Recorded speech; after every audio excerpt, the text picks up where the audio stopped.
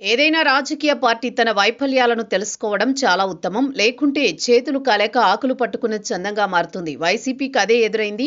All is well అన్నట్లుండేది ఆ party పరిస్థితి. పార్టీతో పాటు ప్రభుత్వ వైఫల్యాలు, ప్రజల్లో క్షేత్రస్థాయి పరిస్థితుల గురించి జగన్ రెడ్డికి తెలిసేది కాదు. అంతవరకు వెళ్లనిచ్చేవారు కాదు. దాని పర్యవసానాలు 2024 ఎన్నికల్లో స్పష్టంగా కనిపించాయి.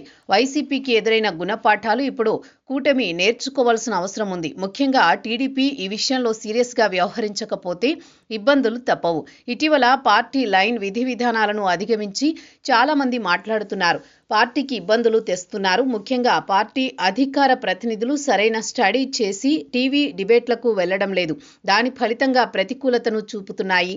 తాజాగా దీపక్ రెడ్డి అందుకు ఉదాహరణ. దేశవ్యాప్తంగా ఇండిగో సంక్షోభం నేపథ్యంలో నేషనల్ మీడియాలో డిబేట్లు కొనసాగాయి. ఈ తరుణంలో ఆర్నాబ్ గోస్వామి ఆధ్వర్యంలో రిపబ్లిక్ టీవీలో చర్చకు టీడీపీ అధికార ప్రతినిధి దీపక్ రెడ్డి హాజరయ్యారు. ఒకానొక దశలో లోకేష్ ప్రస్తావన తీసుకొచ్చారు. దానిపై ఆర్నాబ్ విభిన్నంగా స్పందించేసరికి అక్కడితో చర్చ ముగించలేకపోయారు.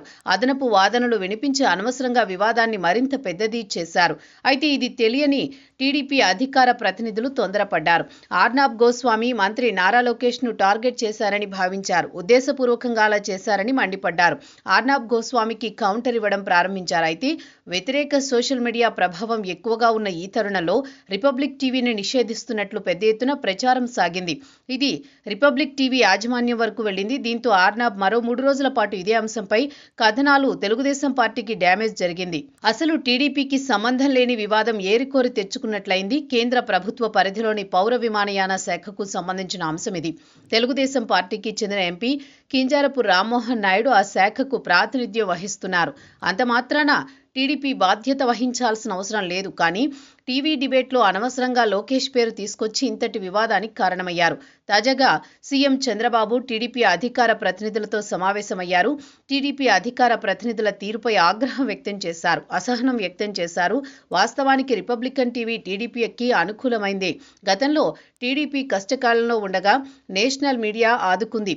అటువంటి రిపబ్లిక్ టీవీతో అనవసరంగా వివాదం పెట్టుకోవడం ఏమిటని చంద్రబాబు ప్రశ్నించినట్టు సమాచారం. పార్టీ విధి విధానాలు తెలుసుకోకుండా కొందరు మాట్లాడేస్తున్నారని, ముందు పార్టీ లైన్ తెలుసుకుని మాట్లాడాలని సూచించారు. చంద్రబాబు ఇందుకు గాను 2 మంత్రులను ప్రత్యేకంగా కేటాయిస్తానని కూడా చెప్పుకొచ్చారు. వారితో పార్టీ లైన్పై ఎప్పటికప్పుడు ఫీడ్బ్యాక్ అందిస్తానని కూడా చంద్రబాబు అన్నారు. అయితే అది అంతగా వర్కౌట్ కాకపోవచ్చు. ఎందుకంటే మంత్రులు వారి శాఖల పరంగా ఎప్పుడూ బిజీగా ఉంటారు. ప్రత్యేకంగా వారు ఈ పని చేయడం కూడా కష్టం.